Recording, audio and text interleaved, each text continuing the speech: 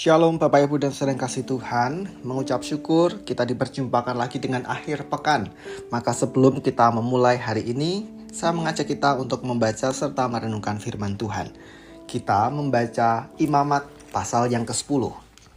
Nadab dan Abihu, anak-anak Harun, masing-masing mengambil perbaraannya, membubuhkan api ke dalamnya, serta menaruh dupa di atas api itu. Dengan demikian, mereka mempersembahkan ke hadapan Tuhan api lain yang tidak diperintahkannya kepada mereka. Api pun keluar dari hadapan Tuhan melahap keduanya, sehingga mereka mati di hadapan Tuhan. Berkatalah Musa kepada Harun, "Inilah yang difirmankan Tuhan. Kepada orang yang dekat denganku, aku menyatakan kekudusanku, dan di hadapan seluruh bangsa itu akan kuperlihatkan kemuliaanku." Harun pun terdiam. Lalu Musa memanggil Misael dan Elsafan, anak-anak Uziel, paman Harun, dan berkata kepada mereka, "Datanglah kemari, angkat saudara-saudaramu ini dari depan tempat kudus keluar perkemahan." Mereka pun datang dan mengangkat mayat itu, keduanya masih berjubah dalam, keluar perkemahan, seperti yang dikatakan Musa.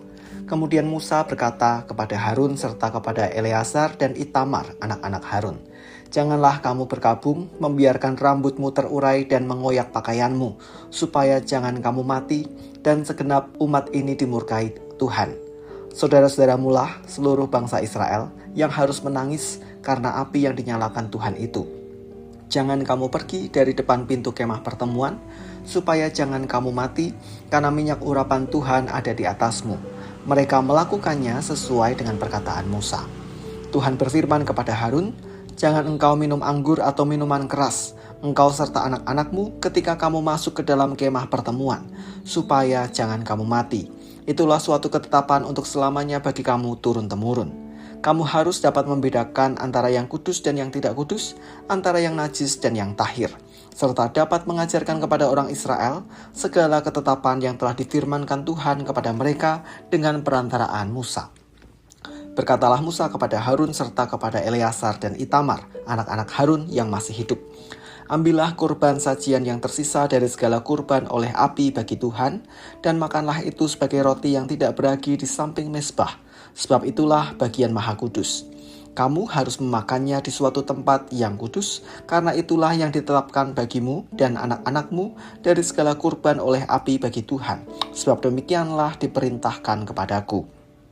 Dada persembahan ujukan dan paha persembahan khusus itu haruslah kamu makan bersama anak-anakmu laki-laki dan perempuan di tempat yang tahir, karena semuanya diberikan sebagai yang ditetapkan bagimu dan anak-anakmu dari segala kurban keselamatan orang Israel. Paha persembahan khusus dan dada persembahan unjukan itu harus mereka bawa bersama lemak segala kurban oleh api itu, supaya dipersembahkan sebagai persembahan unjukan di hadapan Tuhan. Itulah suatu ketetapan untuk selamanya bagimu serta anak-anakmu, seperti yang diperintahkan Tuhan." Kemudian Musa dengan teliti mencari kambing jantan kurban penghapus dosa itu, tetapi ternyata kambing itu sudah habis dibakar. Sebab itu ia memarahi Eleazar dan Itamar, anak-anak Harun yang masih hidup itu. Katanya, "Mengapa tidak kamu makan kurban penghapus dosa itu di tempat yang kudus? Bukankah itu bagian maha kudus, dan Tuhan memberikannya kepadamu, supaya kamu menyingkirkan kesalahan umat itu dan mengadakan pendamaian bagi mereka di hadapan Tuhan? Lihat, darahnya itu tidak dibawa masuk ke dalam tempat kudus. Bukankah seharusnya kamu memakan kurban itu di tempat kudus, seperti yang telah diperintahkan?" Lalu berkatalah Harun kepada Musa, "Memang benar, pada hari ini mereka telah mempersembahkan kurban penghapus dosa dan kurban bakaran mereka ke hadapan Tuhan. Tetapi hal-hal seperti itulah yang kualami.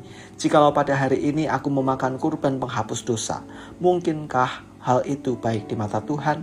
Mendengar hal itu, Musa menyetujuinya. Tuhan menghendaki ketaatan.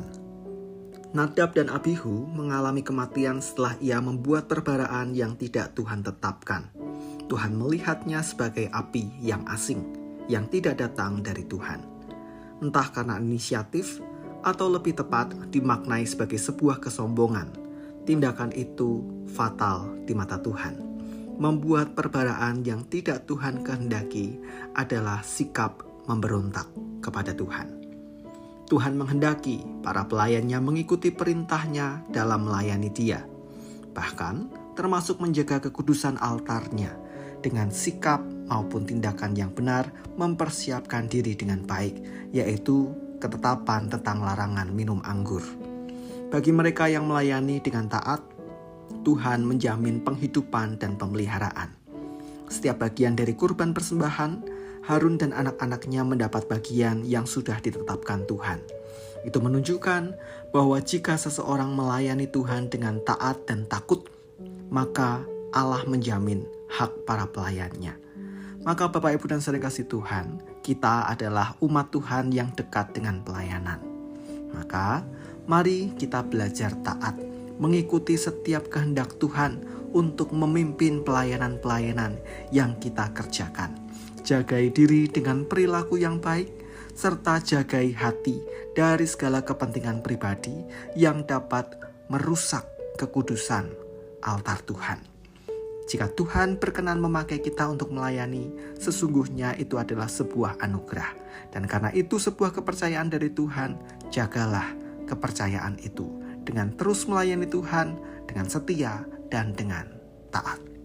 Mari kita berdoa.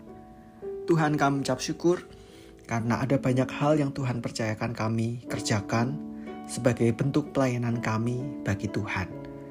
Bantu kami Tuhan agar kami terus melayani Tuhan tidak hanya dengan setia, tetapi juga dengan taat, mengikuti setiap kehendak Tuhan, baik di dalam firman-Mu maupun arahan yang Tuhan letakkan dalam hati kami. Jauhkan kami dari segala kesombongan yang membuat pelayanan kami tidak berkenan di mata Tuhan. Kami menyerahkan hari ini dengan segala aktivitas yang kami jalani. Tuhan, kami menyerahkan akhir pekan kami. Mohon kiranya Engkau melindungi dan memberkati. Di dalam nama Tuhan kami Yesus Kristus kami berdoa. Amin.